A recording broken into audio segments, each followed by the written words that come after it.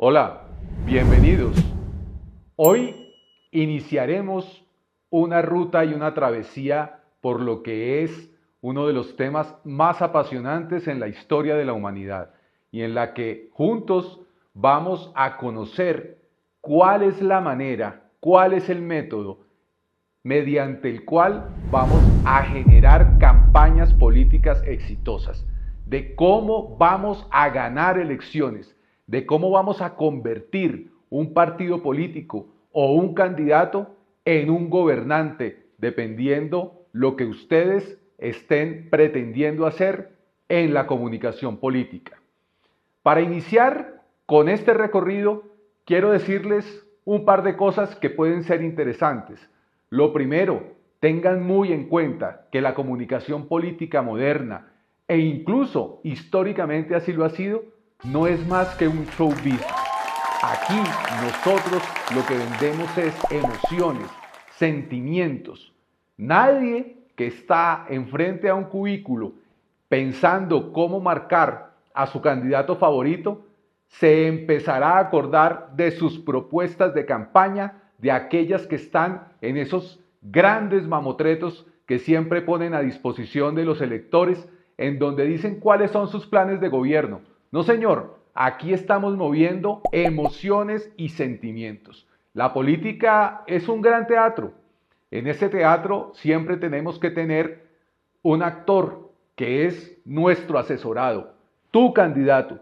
Tu candidato tiene que ser el superhéroe, el bueno de la película. Y en esa narrativa siempre tendrá que haber, por supuesto, un enemigo, un contrario. Tenemos que escogerlo para que tu superhéroe derrote a ese enemigo y pueda ser exitoso en su campaña política.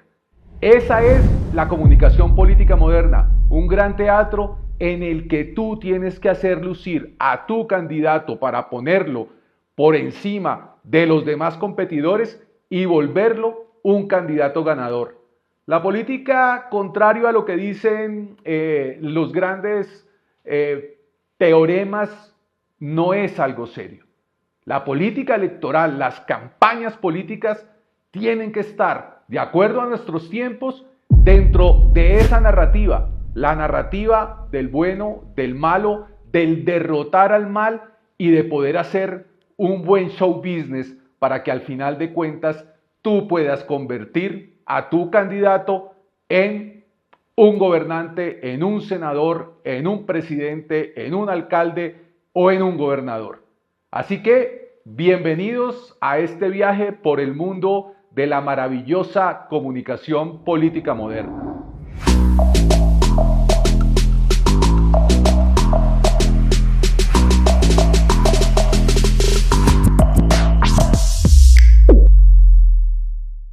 Ya vimos que la comunicación política y las campañas políticas son un show business.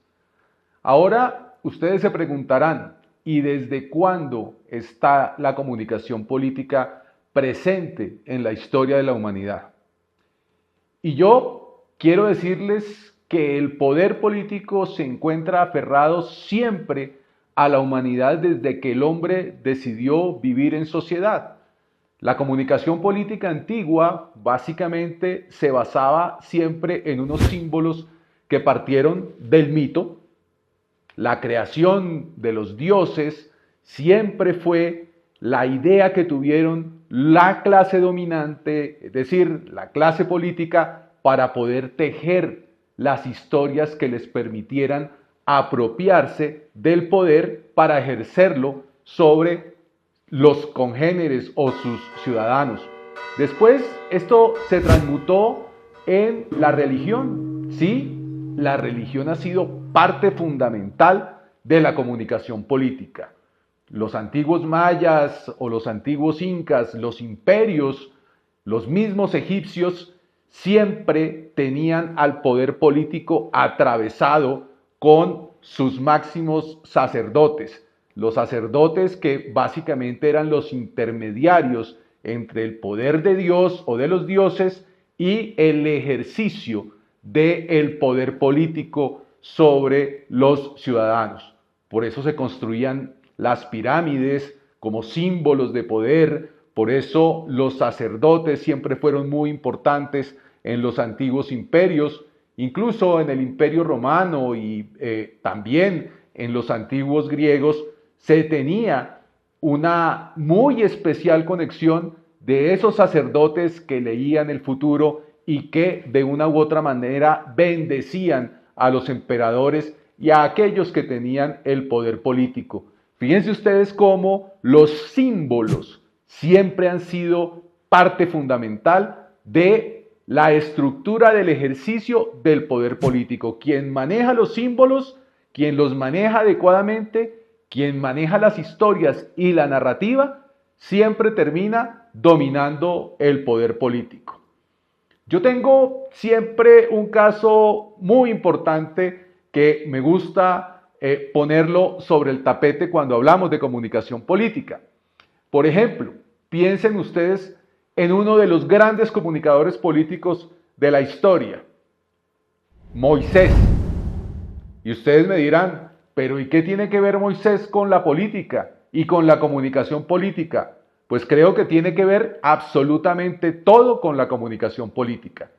Fíjense ustedes cómo la política consiste en poder ir y escudriñar cuál es el sueño colectivo de una sociedad en un momento histórico determinado y de qué manera un líder crea un personaje que le puede decir a ese pueblo, a ese ciudadano, que lo puede llevar a conseguir ese sueño colectivo.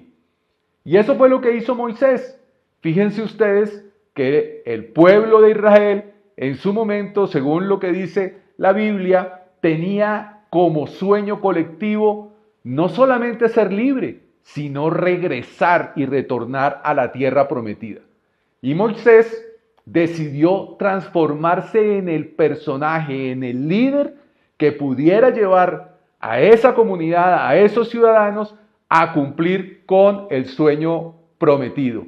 Llegar a la tierra de Israel, devolverlos de la esclavitud de Egipto a su patria que habían abandonado, de la cual habían salido cientos de años atrás. ¿Y qué hizo Moisés? Una vez que entendió ese sueño colectivo de sus congéneres, empezó a transformarse en un personaje creíble que pudiera transmitir a ese conglomerado la idea de que podía llevarlos al cumplimiento de ese sueño colectivo. Se despojó de sus prendas porque él vivía en el palacio del emperador y se puso las mismas prendas de su pueblo. Después le echó mano a un báculo, un símbolo de poder. Se puso un cinturón que también le daba una imagen. Dejó crecer su barba como los ciudadanos del pueblo de Israel. Y cuando empezó a dar vueltas por el desierto, porque según la Biblia, este trasegar duró 40 años porque se perdió en el desierto, empezó a buscar símbolos que le permitieran mantener vivo el sueño, pero también mantener el poder. Y subía al monte Ararat y allá bajaba con las tablas de la ley, que todavía hay algunos políticos que utilizan en campaña para poder convencer a sus electores de que les están diciendo la verdad. ¿Por qué el ejemplo de Moisés es muy importante? Porque ustedes, cuando estén haciendo una campaña, tienen que tener claro cuál es el sueño colectivo de esos ciudadanos a los que quieren impactar. Pero con eso no basta. También tienen que tener claro cuál es la clase de líder que en ese momento histórico está requiriendo esa ciudadanía para poder encarnar ese sueño colectivo. Y de esa manera empezamos a adentrarnos en lo que es la estrategia de la comunicación política moderna para poder ganar elecciones. Si ustedes no hacen mediciones, si ustedes no pueden acudir a poder desentrañar mediante mediciones en las sociedades que van a impactar qué es lo que quiere escuchar y qué es lo que quiere ese ciudadano en ese momento histórico determinado, no van a poder crear una estrategia de campaña. Y lo mismo ocurre.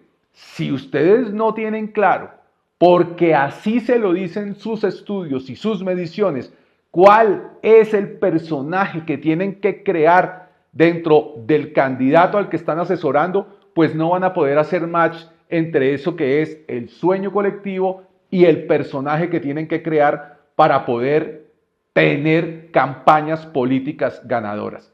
De manera tal que ahí hay una primera fase de cualquier estrategia y de cualquier campaña política. Medir emociones, sentimientos, escudriñar el sueño colectivo y crear un personaje que pueda llevar a esa sociedad a cumplir ese sueño colectivo. ¿Se dan cuenta que esto siempre sigue la misma línea de ser un show business y un arte del entretenimiento más que cualquier otra cosa? Porque su candidato no es otra cosa que un producto que ustedes tienen que vender a cambio de una moneda de pago. Y esa moneda de pago es el voto. En el próximo video vamos a ver cómo evolucionó ese concepto a través del tiempo y lo vamos a empezar a aterrizar hasta llegar a la modernidad.